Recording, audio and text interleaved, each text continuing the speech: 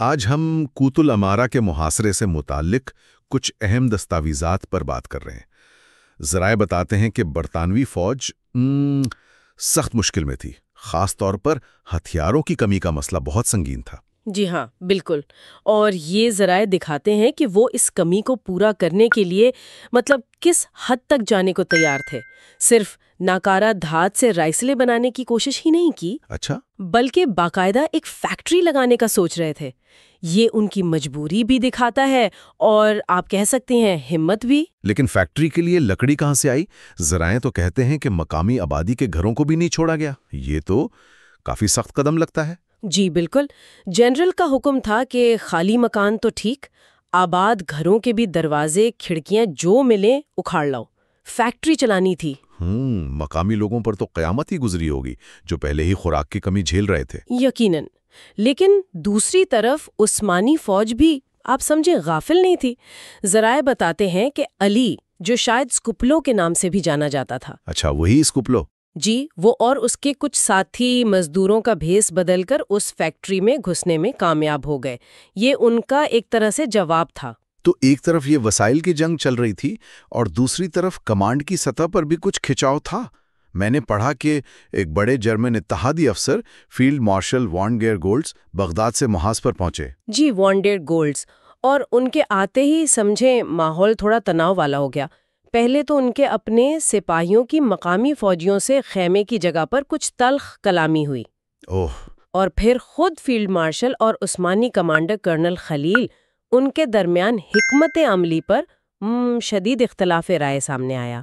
Golds نے آتے ہی کھلے میں رکھے گولہ بارود پر اعتراض کیا، کہا کہ موسم سے خراب ہو جائے گا، جبکہ کرنل خلیل کا خیال تھا کہ یہ دشمن کی توپوں کی زد سے بچانے کے لیے ضروری ہے۔ یہاں وہ بات آ گئی کہ تجربہ بمقابلہ کتابی علم۔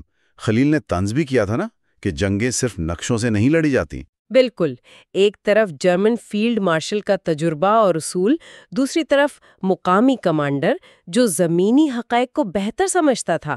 لیکن یہ صرف حکمت عملی کا اختلاف نہیں تھا، شاید اختیارات کی جنگ بھی تھی۔ کیسے؟ گولڈز نے جواب میں خلیل کے پیشرو نور الدین پاشا، ان کے فیصلوں کو غیر دانشمندانہ کہا اور خلیل کو بھی محتاط رہنے کو کہا۔ لیکن ان ذرائع میں ایک اور ذرا حیران کن بات بھی ہے۔ وہ کیا؟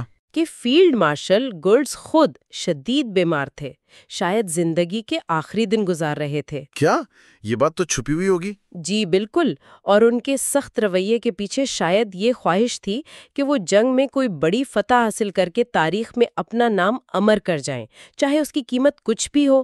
یہ ذاتی خواہش جنگی فیصلوں پر کتنا اثر ڈال سکتی ہے، یہ ایک الگ بحث ہے۔ یہ تو بہت پیچیدہ صورتحال ہے۔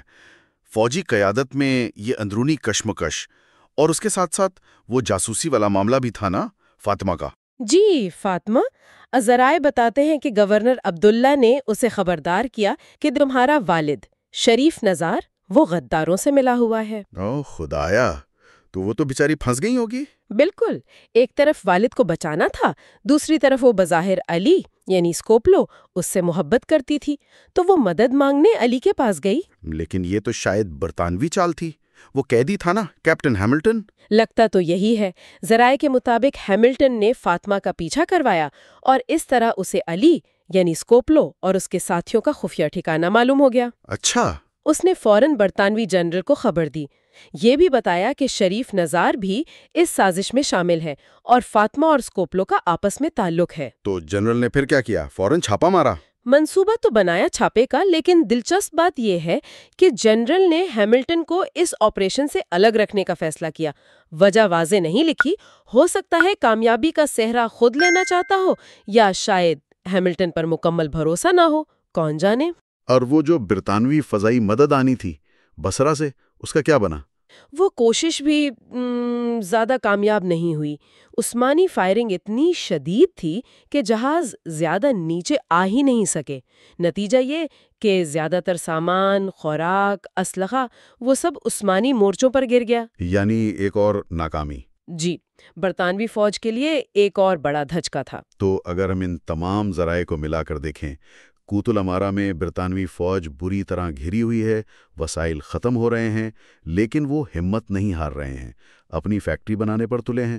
دوسری طرف عثمانی فوج اگرچہ چوکس ہے، لیکن ان کی اپنی قیادت میں، مطلب جرمن اتحادی اور مقامی کمانڈر کے بیچ شدید اختلافات ہیں۔ بالکل، اور ان سب کے درمیان وہ جاسوسی کا جال جس کے مرکز میں فاطمہ ہے اور اسکوپلو کی گرفتاری کا خطرہ سر پر منڈلا رہا ہے۔